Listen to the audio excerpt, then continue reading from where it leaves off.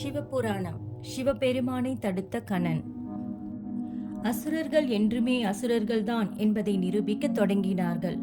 அதாவது தாரகாசுரனின் மைந்தர்களால் பூவுலகில் உள்ள மானிடர்களின் அன்றாட கர்மாக்கள் பாதிக்கப்பட்டன. பூவுலகில் உள்ள இரும்பு பட்டணம் எவ்வேளையில் தம் மீது விழுமோ என்ற அச்சத்தில் அவரவர்களின் பணிகளை செய்ய தவறினர். மேலும் மற்ற பறக்கும் பட்டணங்களால் அனைத்து தேவர்களும் பாதிக்கப்பட்டனர். இதுவே அசுரர்களின் அழிவிற்கு காரணமானது. ஒரு நாள் தேவி தனது தோழிகளுடன் நீராடிக் கொண்டிருக்கும் போது சிவபெருமான் தேவியை காண அவர் நீராடிக் கொண்டும் இருக்கும் பகுதிக்கு சென்றார். அவ்வேளையில் வாயிலில் நின்று கொண்டிருந்த கணன் சிவபெருமானை தடுத்து நிறுத்தினார். அனைத்தும் உணர்ந்த எம்பெருமான் தம்முடைய திருவிளையாடலை தொடங்கினார். என்றும் இல்லாத புதிய அந்நியன் தன்னை நிறுத்தி தனது தாய் நீராடிக் கொண்டிருக்கின்றார், அவரை இவ்வேளையில் தங்களால் காண இயலாது என்று கூறியதை கேட்ட எம்பெருமான், நான் யார் என்று நீ அறிவாயா? நானே சிவன் என்றார். உனது தாயாரின் கணவனும் நானே என்று சொல்லி உள்ளே செல்ல முற்பட்டார். ஆனால் கணன் தனது தண்டாயுதத்தினால் சிவபெருமானை தடுத்தார். யாராக இருந்தாலும், அவர் சிவனாக இருந்தாலும் இவ்வேளையில் யாரையும் உள்ளே விடக்கூடாது என்பது எனது தாயாரின் உத்தரவாகும். சற்று நேரம் பொறுத்திருந்து தாங்கள் என் அன்னையை காணலாம் என்று கூறினார். கணனின் கூற்றுகளை கேட்ட எம்பெருமானுக்கு மிகுந்த கோபம் உண்டாயிற்று.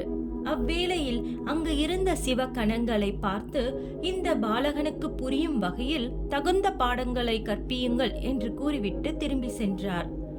எம்பெருமானின் ஆணைக்கு இணங்கி சிவகணங்கள் தண்டாயுதத்தோடு நின்று கொண்டிருந்த கணன் அருகில் சென்றனர்.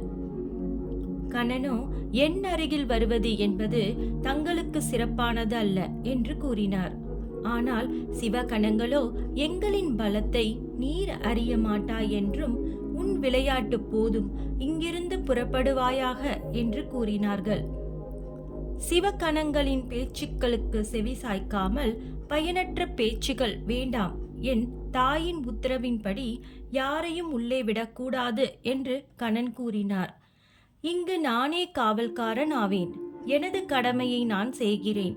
எனவே இங்கிருந்து அனைவரும் ஓடி போவீர்களாக என்றார் கணன்.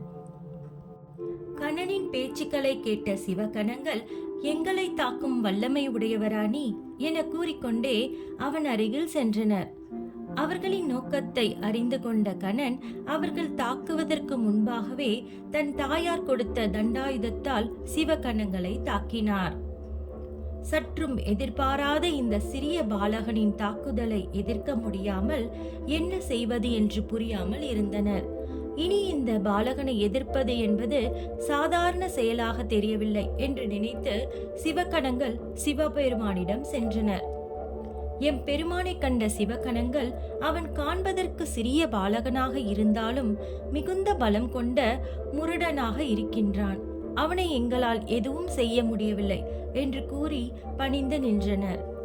சிவகணங்கள் கூறியதை கேட்ட நந்தி தேவர், ஒரு சிறிய பாலகனை உங்களால் வெற்றி கொள்ள முடியாமல் இங்கு வந்துள்ளீர்களே என சினந்து கூறிக்கொண்டே சிவகணங்களுடன் நந்தி தேவர் அந்த பாலகன் இருக்கும் இடத்தை நோக்கி சென்றார். நந்தி தேவர் தலைமையில் சிவகணங்கள் வருவதை கண்ட கணன் ஒரு கணப்பொழுதில் திடுக்கிட்டாலும் மனதில் தனது தாயை எண்ணி தியானித்தார். தாயே, தாங்கள் இட்ட பணியை மட்டுமே நான் செய்து வருகிறேன். ஆனால் என்னுடைய கடமையை செய்வதில் இடையூறாக சிவகணங்கள் இங்கே வந்து கொண்டிருக்கிறார்கள். அவர்கள் அனைவரையும் எதிர்க்கும் சக்தியை தாங்கள் தான் எனக்கு அளிக்க வேண்டும் என பிரார்த்தனை செய்தார். ஓம் நம சிவாய.